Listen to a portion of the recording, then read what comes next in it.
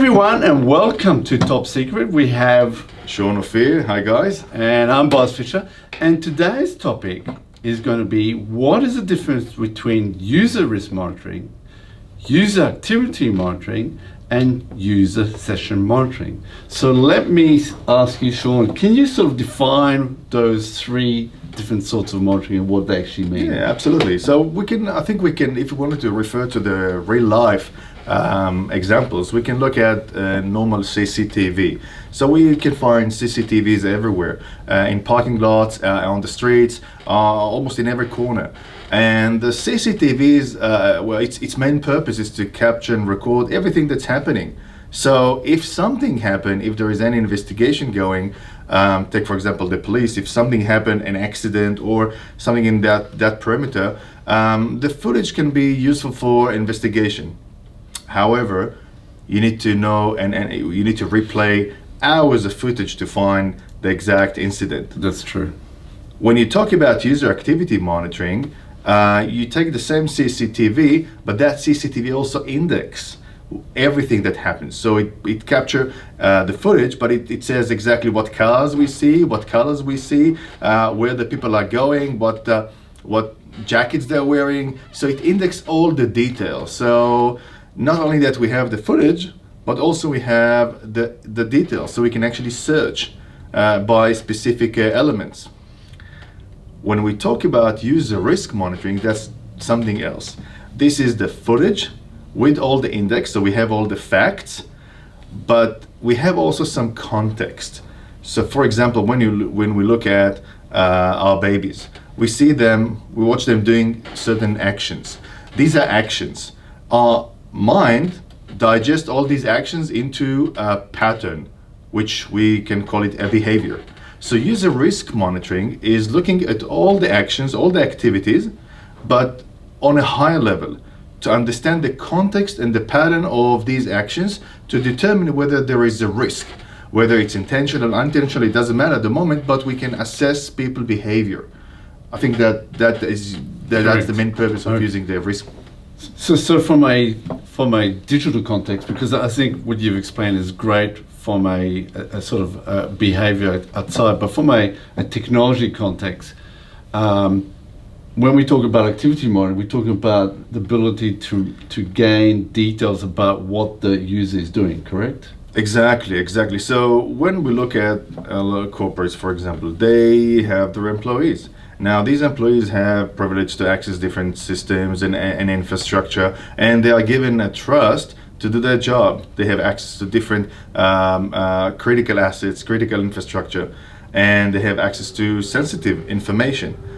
They are given the trust at the beginning when they start work, but it's difficult to understand on a daily basis what they're doing if something has changed during their legitimate work that can pose a risk to the organization. Again, could be intentional or unintentional, it doesn't matter. The fact that organization needs that capability to determine a user risk or a user cyber risk at any given moment. Correct. And that's the user risk monitoring, to monitor the risk that people posing on the organization. That also enable, if we take it to a higher level, enable organization to predict the risk before it's happening. Exactly. And that's the highest level and the best approach to protect against insider threats or insider risks. So in some ways you've actually answered why monitoring is important. Did you want to add something to that? Yeah, look, Why is continuous monitoring? Because we don't just want to monitor a point in time and say, yes, we understand that situation for a day, but we don't need to do any more monitoring. No, I guess when we want to understand people behavior is a continuous mode monitoring. So you can't really determine a risk when you're looking at the person for one day. Some actions can be seen as very legit during a day. But for example, let's take a fraud, for example. Fraud is been executed over time, long time. So these are a lot of legitimate actions that usually are not flagged by any system.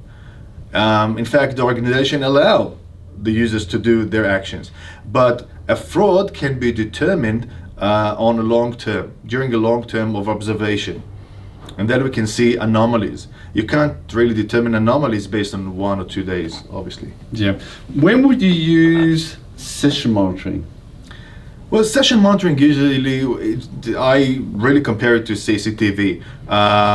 Record user sessions, record their digital actions, and forget it. So if something happened, we can go back in time to the footage and start to play sessions. In many organizations, this is a ticking a box for compliance reasons, not really for proactive measures. Yeah.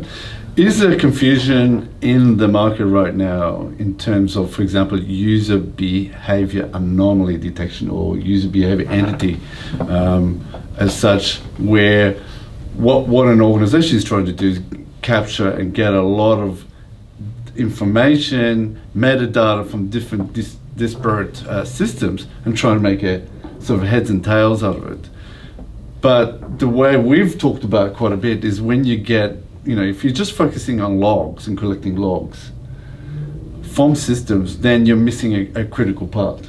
Absolutely, absolutely. And whoever watched that video, think of your laptop. So you give that laptop to someone to work. And that laptop logs everything. Obviously, you have the event viewer, or if it's Unix, you have all the system logs. And these logs even are sent to a log repository, or even your Splunk, ArcSight, or any other SIEM.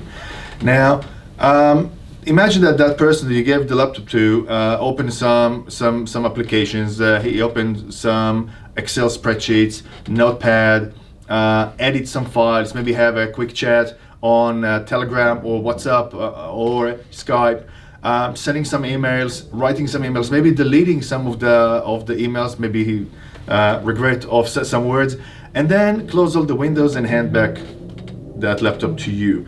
Can you really tell what just happened?